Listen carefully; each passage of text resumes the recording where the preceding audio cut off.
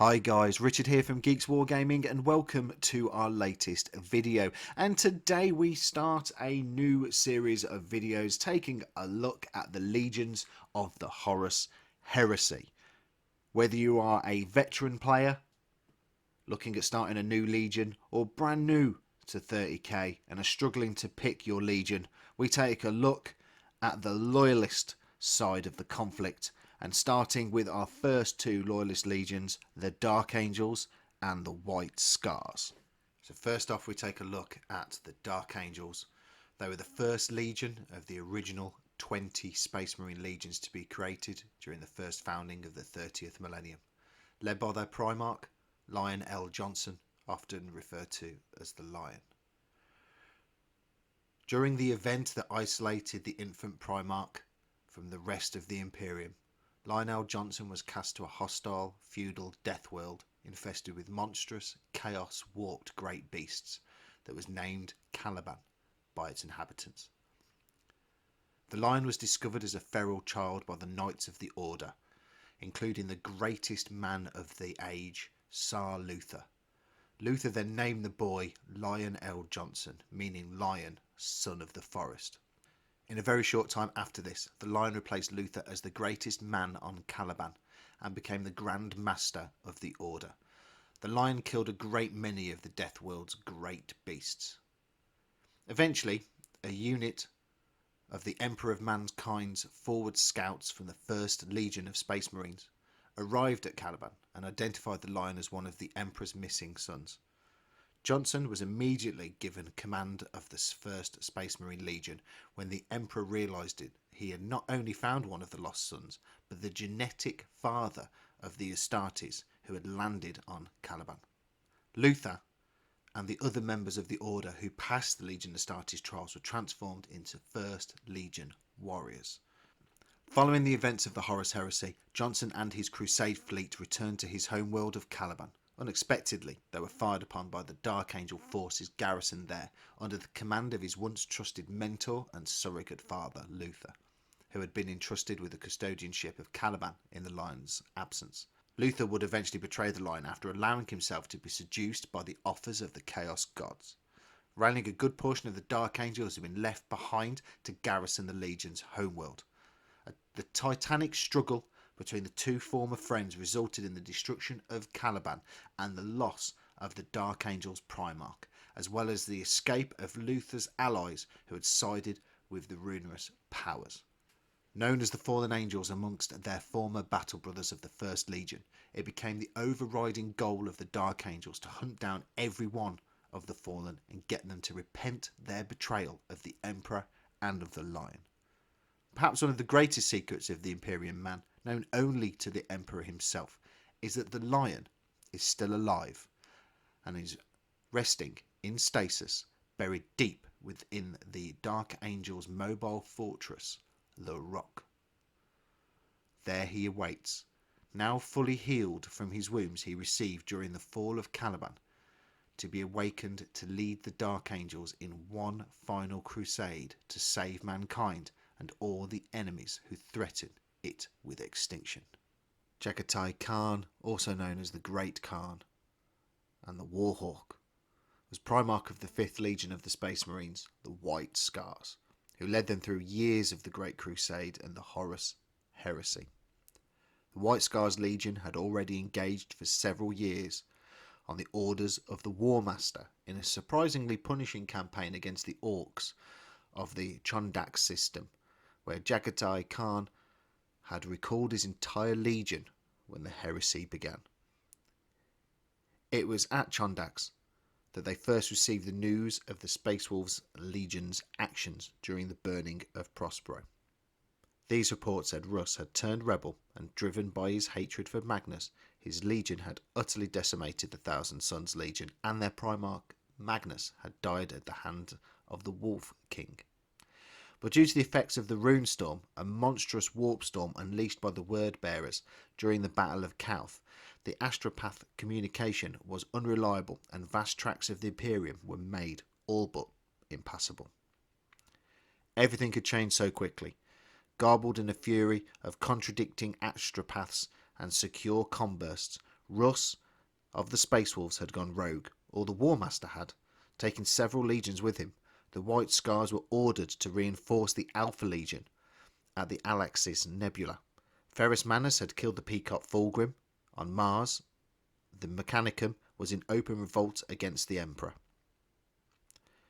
Though the War Master had ordered the White Scars to bring judgment against the Space Wolves, the Khan would not unleash his vengeance upon Leman Russ until he had more detailed information. His Ordu assembled and ready to strike, yet none could tell the Primarch who the true enemy was. Jagatai was next contacted by Leman Russ himself, who had just returned from the burning of Prospero and the assault against the Space Wolves' old rivals, the Thousand Suns. The 6th Legion's fleet had mustered at the Alexis Nebula to lick its wounds after the recent campaign. When it was beset by forces of the Alpha Legion, Horus had deployed the 20th Legion to launch a massive assault on Russ's battered and outnumbered Space Wolves. Although the Khan sympathised with the Space Wolves' predicament, he refused to get involved until he was able to sort out the conflicting and often contradictory messages he had received, until he knew beyond a shadow of a doubt who was ally and who was the enemy, who had truly betrayed the Emperor and who was still loyal. He refused to choose a side.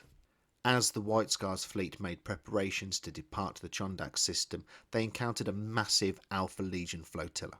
The Alpha Legion were unknown quantity to the White Scars. They had not responded to communication requests and had hung back at the edge of the system, quietly accumulating more warships. Jagatai ordered his fleet to prepare for immediate departure from the Chondaks. All across the vast battlefront, White Scars escort craft moved as one, sweeping towards the encircling Alpha Legion forces.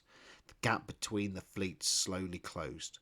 The Alpha Legion opened fire on the former brothers all along the front. White Scar ships probed the line and the Alpha Legion's ships resisted them.